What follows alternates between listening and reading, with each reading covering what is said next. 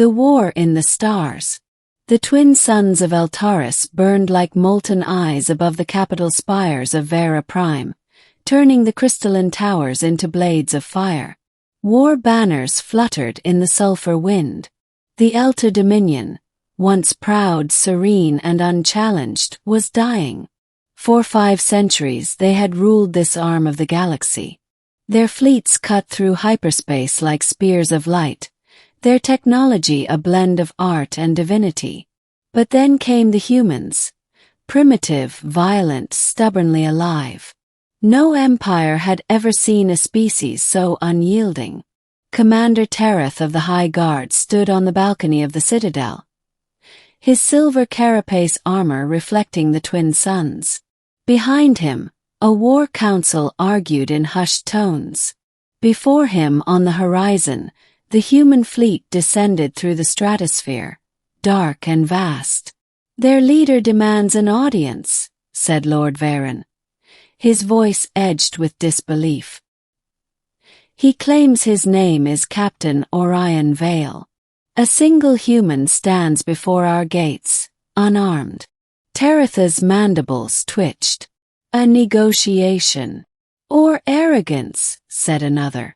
It was then that Princess Kayla, heir to the Dominion, entered the chamber.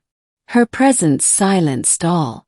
She was radiant, her emerald skin shimmering faintly, her eyes like twin galaxies of violet fire. Yet her gaze trembled as she spoke. "Father," she said softly, addressing Emperor Zathar on his throne of obsidian, "do not face him. I have seen this human in my dreams. His shadow consumes stars. His voice brings ruin." The council laughed nervously, mistaking fear for naivety. But Zathar did not laugh. He had heard rumors, human soldiers fighting beyond death, surviving plasma burns and nanite plagues. "A dream is not strategy," he said, his tone weary.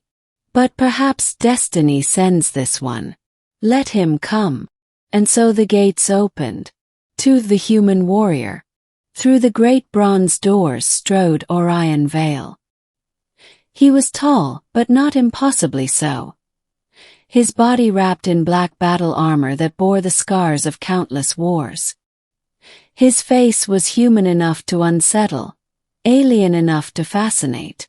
One blue eye gleamed like ice. The other, a cybernetic lens, glowed faint red. His expression was calm. "Come." Kayla clutched her father's arm. "Not him, father. That human terrifies me." But Zathar silenced her with a gesture. Orion knelt, one knee upon the polished obsidian floor. "I come under truce," he said. His voice was deep, steady, carrying the gravity of a man who had seen too much. "I bring the terms of Earth." "Speak them," said the Emperor. "End the war. Surrender your remaining fleets. Recognize human sovereignty over the Orion Spur." The room erupted in outrage. "You demand surrender," Tereth hissed. "You stand alone." Orion's gaze lifted. "Alone." He raised a small device. A hologram sprang to life. Hundreds of human dreadnoughts surrounding Vera Prime, cloaked until this moment. The council fell silent. "You see," said Orion quietly, "I do not stand alone." The Emperor's clawed fingers gripped his throne. "You threaten extinction." "No," said Orion. "I offer survival. I've seen enough worlds burn." Kayla stared at him, this creature of flesh and steel, whose calm defied the very idea of fear. Her trembling eased, replaced by something else. Curiosity. Pity. Orion turned toward her, sensing her gaze. For a heartbeat their eyes met. Something ancient, something forbidden, passed between them. The princess's vision. That night Kayla dreamed again. She saw Orion standing atop a mountain of shattered starships. His armor cracked. His blood mingled with alien ash. Around him galaxies burned, And yet he wept, not for victory, but for what had been lost. She awoke gasping, her chambers cold. The war horns of Vera Prime sounded in the distance. "Princess," came a voice from the doorway. It was Commander Tereth. "The Emperor commands your presence. The human has been imprisoned until the council decides his fate." Imprisoned. Kayla's heart twisted. Something about that felt wrong. When she reached the dungeons beneath the citadel, she found him sitting in a containment field, the shimmering light casting silver on his scars. "You came," he said quietly. "I had to see," she whispered. "Why do you fight us? Your species could have lived in peace." Orion's eyes softened. "Peace. My people learned peace only after we burned our own homeworlds. We fight because if we don't, someone else will rise to enslave us. The stars are cruel, Princess." She stepped closer to the field. "And yet you terrify me. Even now." "Good," said Orion. "Fear keeps you alive." He looked away, then added, "But I am not your enemy. Not if you choose differently." Kayla's chest tightened. "Differently? Your father plans to unleash the Singularity Core," Orion said grimly. "A weapon that bends space itself. If he fires it, your world dies first. Then mine." She froze. "How do you know that?" "Because I've seen it before," he said, voice breaking.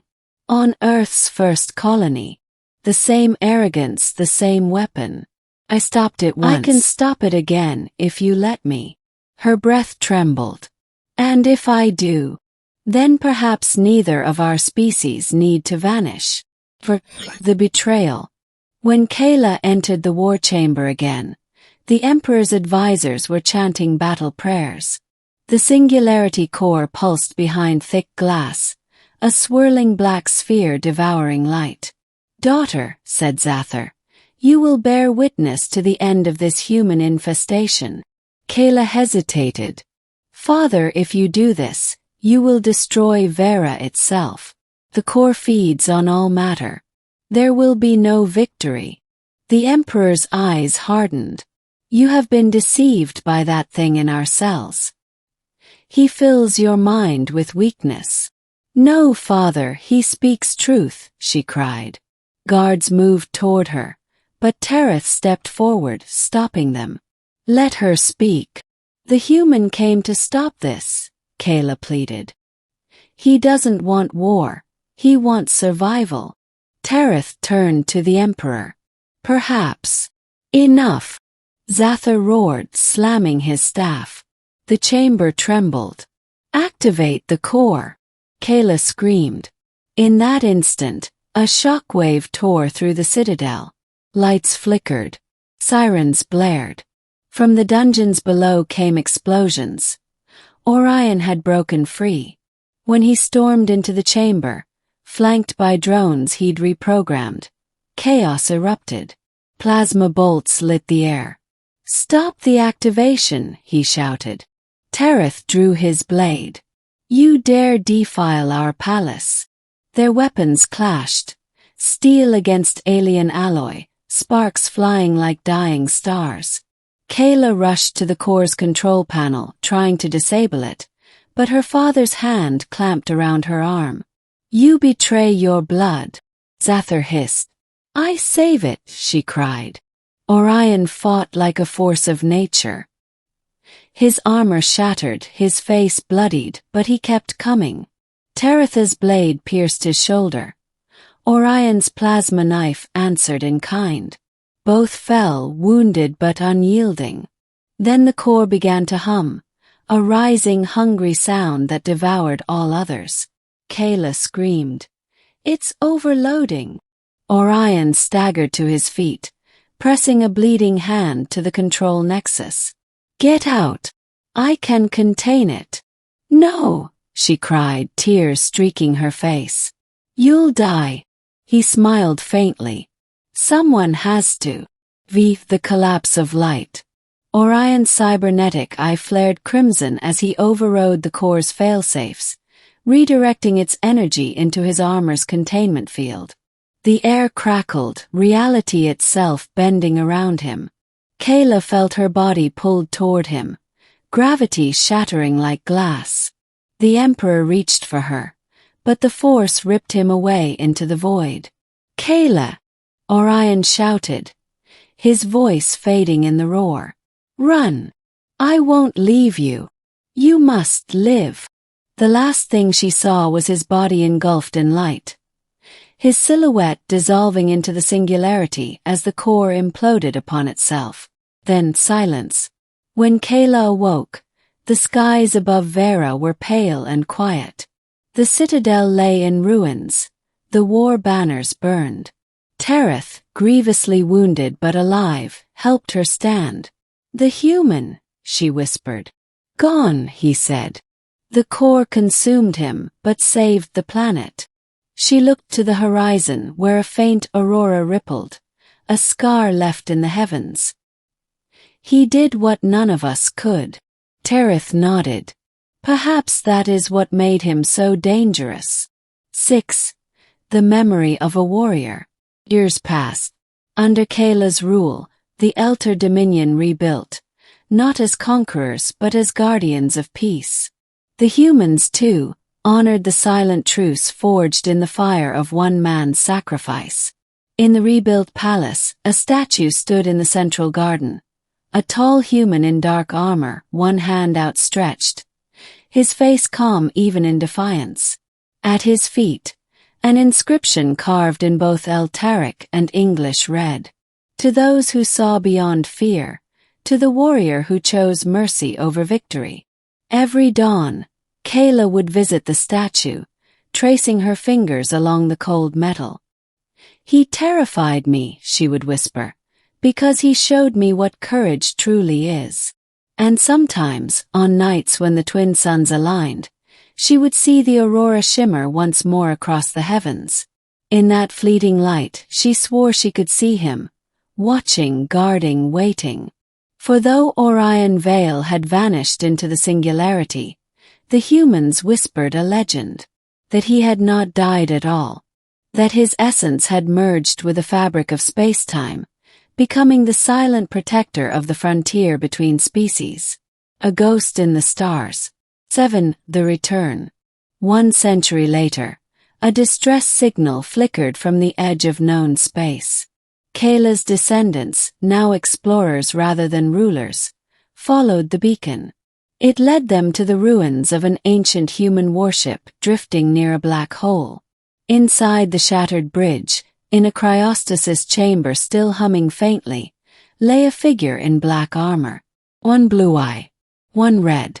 "Impossible," whispered the young captain. As the chamber hissed open, the figure stirred, his voice rasping like thunder over 1,000 years of silence. "Status of the core." "Contained," said the captain, awestruck. "You're alive." The man's gaze lifted to the twin suns rising beyond the viewport. For a moment, his expression softened. "Then the princess was right," he said quietly. "The stars survived." And as the human fleets awakened from their long peace, and the Elter descendants reached out across the void, a new era began, born not of conquest, but of one warrior's choice to save even those who feared him.